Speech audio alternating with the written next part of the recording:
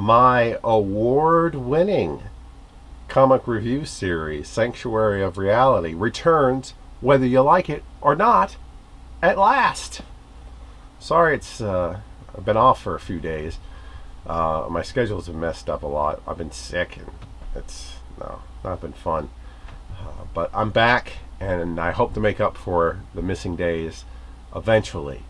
By the end of Cerebus, I will have made up for it. So we're still going to end things probably April 15th, 2016. That'll be the day issue 300. I'm still working towards that. So today we begin the third book of Cerebus, known as Church and State. Well, technically Church and State Volume 1 is Book 3, and Book 4 is Church and State Volume 2, but they're technically one long storyline together. So we're beginning Church and State, period. You know the deal at this point. In order to obtain the issues that I'm going over, the best method is, of course, the phone book trade paperback, which is like $30. It's not currently in print at this very second, but it is in fact available for pre-order and will be out in November, November 2015. It'll be available at your local comic book store. Newly remastered. All the artwork has been fixed up and it looks better than ever. You see more lines and everything. It's awesome restoration. It'll also have better paper. It'll be thicker. So where do you get that? You go to your local comic book store. If you don't know where that is, you go to this website and they tell you where it is. And then you go there and you pre-order this, or maybe you pick up the previous ones, maybe you pick up the ones afterwards. Sky's the limit. Just support your local comic book store, which I need to do. I haven't done. I haven't been going lately. I'm so wrapped up in these back issues, but I will soon. Secondary, or primarily for a lot of you people out there, the digital version of the phone book of Church and State Volume 1 is available on PDF format at the www.cerebusdownloads.com website, which is a great site. It's very fairly priced, and you can check it out on your Kindle or on your laptop or your PC or your Mac or whatever you have. It should work, I believe. I'm not sure if the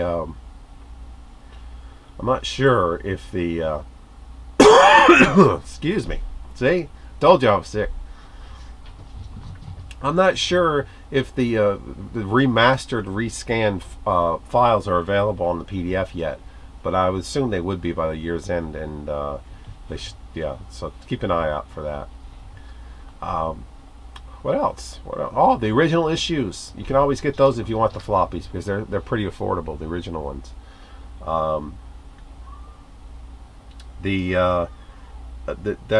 That's you can get those in any website that sells back issues of comics. There's also the Church and State bi-weekly reprint run, which includes some notebook material covering stuff in the front that went behind the scenes. You can check that out. Those are you can find cheap on eBay as well. This is the last time they did a run of reprints, was for the Church and State Volume 1, and I have those, and they're good, so I recommend them. But the phone book's probably their best bet. You got to check that out when it comes out, or the PDF version, depending. Okay, so we are looking now at Church and State Chapter 1, which is part of a smaller sub-book of Church and State called Book 1, Après State. And Cerebus issue 52, which is the first story of a trilogy within an issue, and the first story is called simply Writing.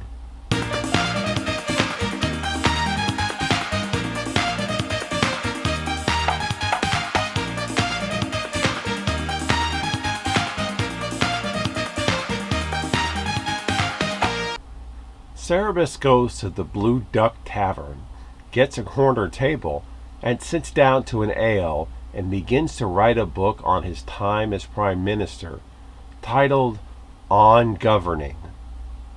As he writes, a man at a nearby table gives an animated retelling of a battle he went through. During the loud proclamations, the man bumps Cerebus's table, spilling his ale all over his novel. How will Cerebus react? Just a spoiler, but Cerebus never finishes writing On Governing. I know right here it looks like it's because he gets spilled on, but he keeps writing it for a few more issues and then just stops, which is a shame because I would have loved to have read it as an actual novel. Could you imagine Dave putting out a novel of On Governing? It probably wouldn't be very long, but it'd be interesting to read because I love the way it's written like Cerebus would write. It's very amateurish, but so very funny in his observations in it. This is a brief tale, which is a bit predictable, but I enjoyed it. It harkens back to the early part of high society when all Cerebus wanted was a good scrap. So it's back to basics for the book, at least temporarily. Dave Sim supposedly wasn't intending on doing another epic right after doing High Society, another grand storyline so soon, and just wanted to do some individual issues. And so that's what we have right now, some individual tales that are slowly building up to something incredibly slowly. Some of the things don't go anywhere, but they do. It does get better. You have to bear with me on this. You'll see. You'll see. Also included in this issue is a second tale, which actually isn't reprinted in the Church and State phone book. It's not reprinted anywhere but the Church and State bi-weekly reprint run. It's only in the original issue, or the bi-weekly reprint. It is titled Elf Guest. Cerebus lies drunk in an alleyway as two characters from the comic Elf Quest inspect him, thinking he might be an elf. They ask him how he can live in a world of humans looking like they do, and they talk about the wonders of their own world. Will the pair get back to their dimension in time?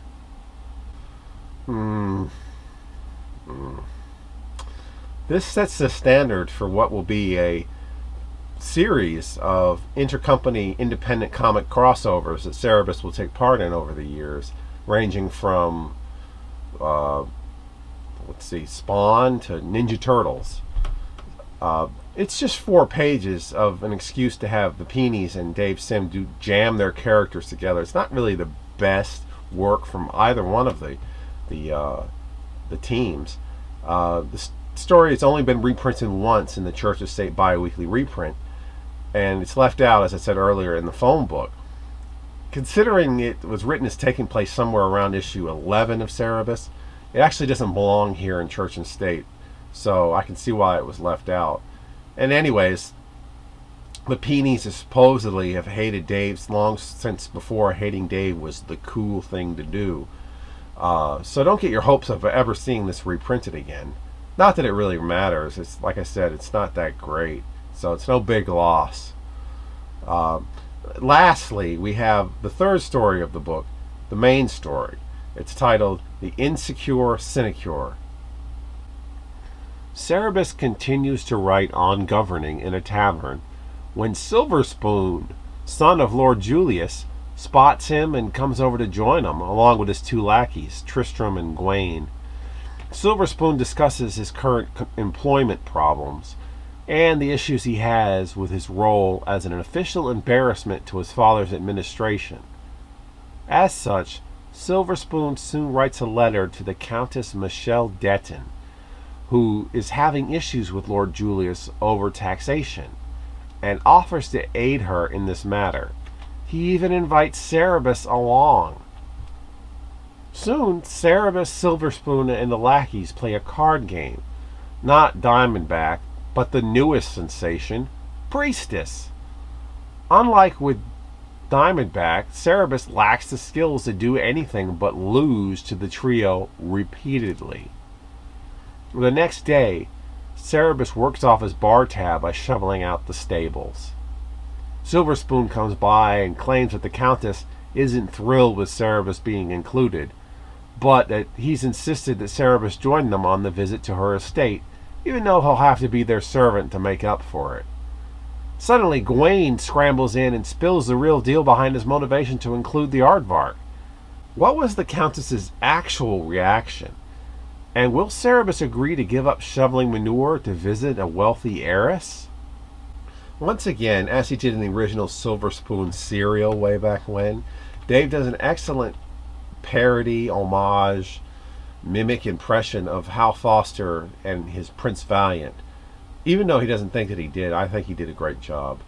But I'm not completely enamored with this particular tale, aside from the on-governing bits, as it just seemed to meander along and go on too long in a style not really suited for long-form narration. I don't think that, you know, it's one thing it'd be if it's serialized, it's like every week.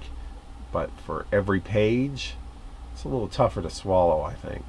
Overall, this trilogy format in this issue is made for a mixed bag of stories. Future issues would do something similar to this, with even more mini-stories in an issue. But here it just doesn't work as well as it will then. I don't know why, but it just doesn't. Maybe it's because there are more stories then than there are here. I don't know. Maybe it's because I'm chomping at the bit waiting for the next storyline to begin. So it's easy to grow restless when the book is actually trying to do something different, just for a little while. As I said earlier, stick with it. It gets a lot better. Next time, Cerebus meets the Countess.